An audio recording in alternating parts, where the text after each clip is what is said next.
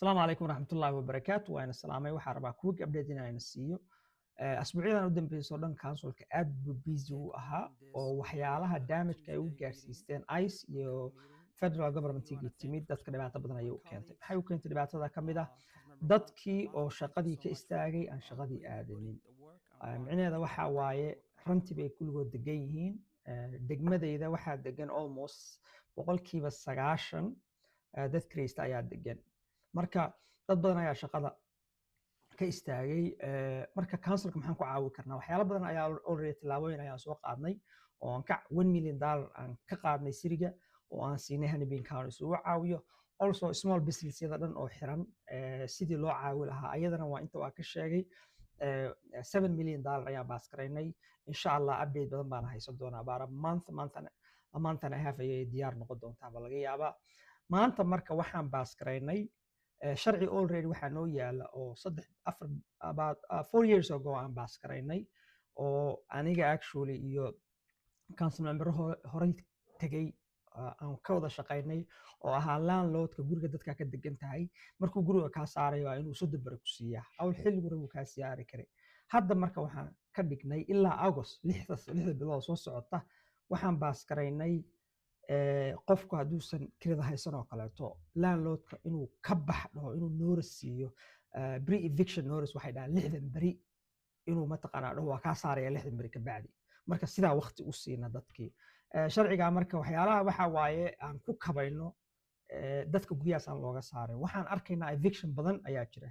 dadkii intii la caawi karay waa la caawiyay community intii caawi karay waa caawiyeen laakiin siriga sharcigu yaala waxa waaye dadka kireystayaasha ah ama dadka guryaha landlordyada guryaha iskale layska anaga naga qaataan marka waxyaalaha aan ku xukumayna waxaa ka mid ah in aysan dadka guriga ka saarin ilaa intay lacagta bixinayaan 60 bari gudahood biilkii maanta waa baas gareysmay aad baan ugu farxay inuu baas gareysmay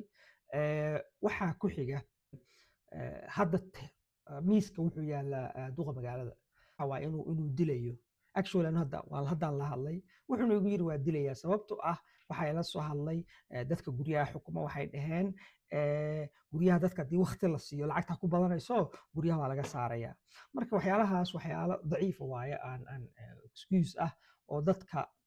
landlordka ah ama dadka developerska ah uu garabkooda taagan yahay macnaha waxa waaye dadka badana affectiga ku yeelatay meeshan waa dadka immigrantga dadka shaqada aadi waaye ama citizen ahow ama non citizen ahow banaanka dadka badankooda maysa bixi karin ama shaqooyinka ayaa laga xiray dhibaato badan ayaa soo gaartay marka duqa magaalada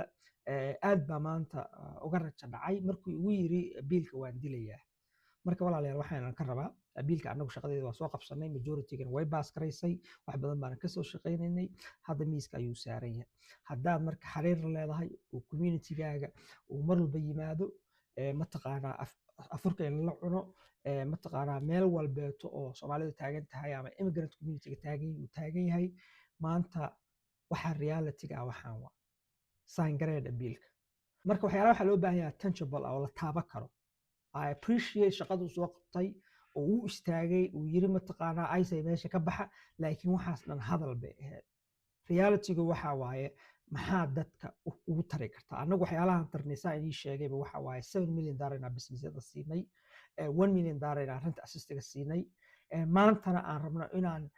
dadka eviction aan lagu suubinin oo 60 bari la siiyo ilaa 6 bilood oo soo socota hadduu rentiga bixi waayo marka waxaan ka rabaa qof walbeeto oo ku xiran duqa magaalada inuu la xariiro uu dhaho biilkan hadilin waxaana jeclahay dadka mas'uuliyiinta ah wadaadada businessyada dadka badana uu relationship la leeyahay inaan la xiriirtiin aan dhahdeen biilkan uu keenay oo mataqaanaa wiilkii uu keenay oo colleague uu keenay hanaga dilinina marka walaalayaal I will be very disappointed hadduu veto gareeyo inkastoo haddeertaan aan la hadlay uu igu yiri waa veto gareynaya sababtoo ah the data doesn't support it micnaha waxyaalo ma aragtay la dhahayo dadka lacagta ku badanaysa haddii lacagta ku badatana dad badan ayaa guryaha laga saari doonaa marka qofkii waqti si dhibaato u keenaysa oo qof dhahaya de ma aha qof ku socda dayra iyo waxaas waa dadka landlordka ama dadka guryaha iskale ayaa kasoo horjeeda marka insha Allah inta sarabeen inuu soo gudbiyo